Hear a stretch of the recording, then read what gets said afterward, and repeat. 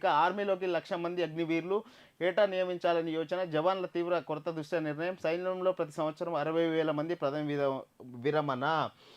So Narendra Modi గారు రెండోసారి అధికారంలోకి వచ్చిన తర్వాత అగ్నివీర్ అనే ఒక పథకాన్ని తీసుకొచ్చారు. ఇండియన్ ఆర్మీలో గతంలో సెలక్షన్స్ ఎలా ఉంటుందంటే ఆ ఇండియన్ ఆర్మీ ఆధ్వర్యంలోనే సెలక్షన్ జరిగేది. సో ఒకసారి ఇండియన్ ఆర్మీకి జాయిన్ అయితే దాదాపు 15 ఏళ్ల పాటు పనిచేసే వాళ్ళు, ఆ తర్వాత రిటైర్ అయ్యేవాళ్ళు, తర్వాత సర్వీస్ కొనసాగించుకునే వాళ్ళు, ఇంట్రెస్ట్ని బట్టి కొనసాగించేవాళ్ళు.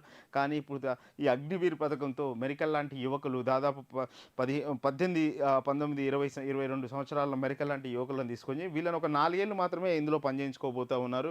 సో ఇందులో పనిచేయించుకున్న తర్వాత వీళ్ళలో మళ్ళీ పరీక్షలు నిర్వహించి ఫిట్గా ఉన్న వాళ్ళనే మళ్ళీ ఆర్మీకి సెలెక్ట్ చేస్తారు. మిగతా వాళ్ళందరికీ వివిధ రంగాల్లో అంటే సిఆర్పిఎఫ్ కావచ్చు, లేకపోతే సిఐఎస్ఎఫ్ కావచ్చు, లోకల్ స్థానికంగా కానిస్టేబుల్ కావచ్చు, ఇట్లాంటి వాటిలో ప్రత్యేక రిజర్వేషన్లు ఇచ్చి వీళ్ళను ఉపయోగించుకోవాలన్న ఆలోచనతో ఈ అగ్నివీర్ తీసుకొచ్చారు. ఈ అగ్నివీరులో ఇప్పటికే రిక్రూట్మెంట్లు కూడా జరుగుతున్నాయి. అయితే అనుకున్న స్థాయిలో రిక్రూట్మెంట్లు జరగడం లేదు.